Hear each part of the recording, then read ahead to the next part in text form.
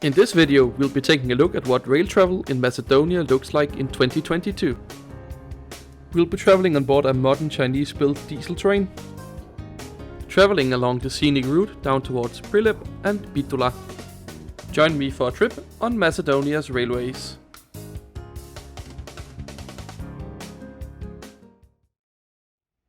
Our journey starts in Skopje today, which is the capital of North Macedonia. The railway station is located on a big viaduct. Under it you will find the station building and the main bus terminal as well. The railway station here was rebuilt in 1963 after the Skopje earthquake that destroyed most of the original station. The station was rebuilt in a mostly brutalist style, which has left the station today looking rather drab and dark. The entrance to the station is located roughly halfway under the bridge. So let's head inside, get a ticket and take a look at the rest of the station.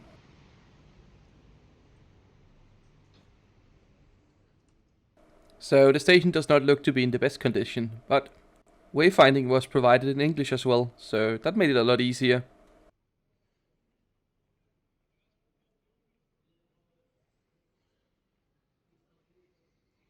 Down here is where the ticket office is.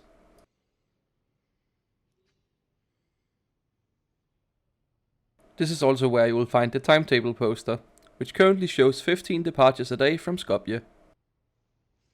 Getting a ticket was very easy. They take both cash and card payments, and the lady behind the desk spoke perfect English. The only ways you can get tickets is either at the station or on board the trains. There's no app or website here.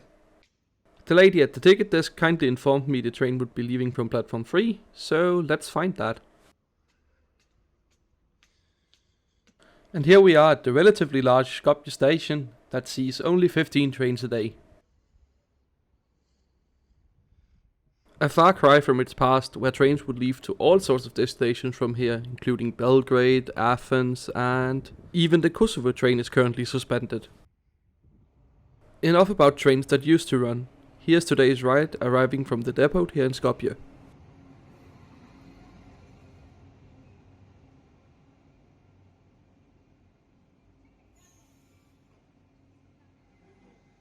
Today's train is a relatively new diesel multiple unit built by the Chinese rolling stock manufacturer CRRC.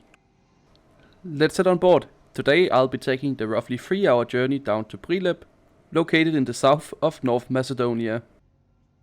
There's no seat reservations or anything like that on these trains, so you can just take any seat you want. Before we depart, let's take a quick look at the seats. They feature a coat hook, and some even a power outlet that has seen better days. A tray table that's actually relatively sturdy.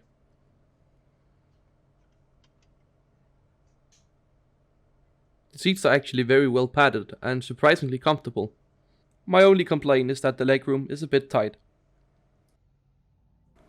Our train departs perfectly on time at 2:30, bound for Bitola.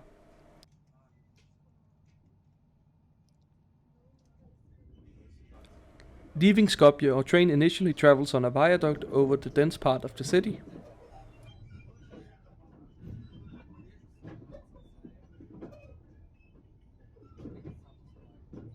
And as you might be able to tell from the noise, the train is struggling a bit with the track quality. Speaking of tracks, let's take a look at what tracks we'll be traveling on today. Today's train is Interregional 643 from Skopje to Bitola. Our train leaves from the capital of Skopje and then heads south along the electrified main line to Veles, stopping in various towns on the way. After Veles, our train leaves the electric main line for the unelectrified lines toward Bitola, where we stop in a few more towns before reaching Prilep. This is where I will end my journey. After Prilep, the train continues across the plain before terminating in the second largest city of Macedonia, Bitola. The total distance covered by this service is 179 kilometers, scheduled to take 3 hours and 24 minutes, giving the train an average speed of just 53 kilometers per hour. And as we rattle our way out of Skopje, let's take a look at the rest of the train.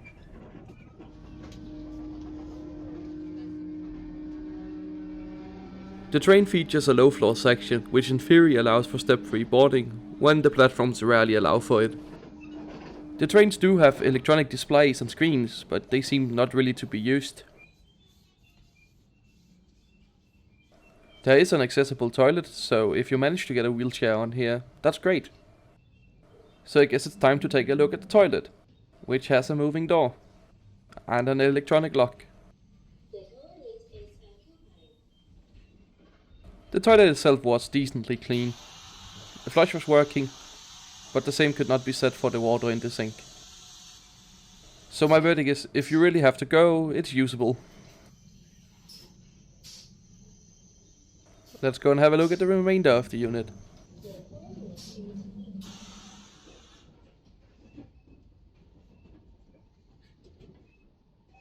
The rest is also very similar. There's no first class or anything fancy on these trains.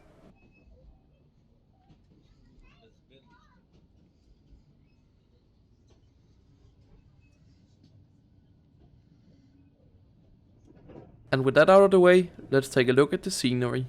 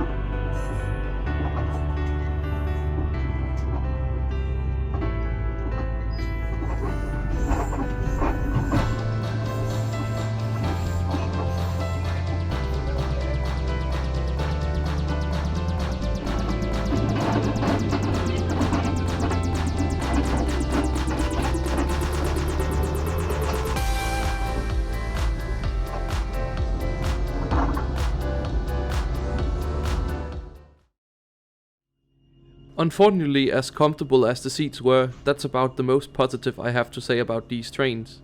They are loud and don't handle the bumpy tracks in Macedonia well.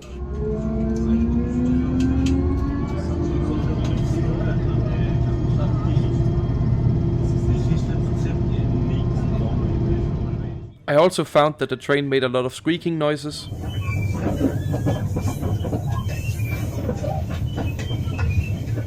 So these trains are best enjoyed with a pair of noise cancelling headphones. We are approaching Prilep and it's time to reflect. The interior of the train is among the better in the Balkans, but the loud and squeaky noise, coupled with the bad track quality, leaves much to be desired from the complete experience. Let's talk about price. The fare to Prilep is about 400 dinar for a return ticket, which is about 6.5 euros, bargain for 3 hours of train travel. So would I recommend taking the train? If your alternative is getting on a bus, then definitely, there's more space on board, but otherwise I would probably not be seeking it out. Thank you for joining me on another railway adventure. If you want to see more videos like this, please consider subscribing. And if you want to keep up with my travels in real time, you should follow me on Twitter. I post on there when I'm out and about.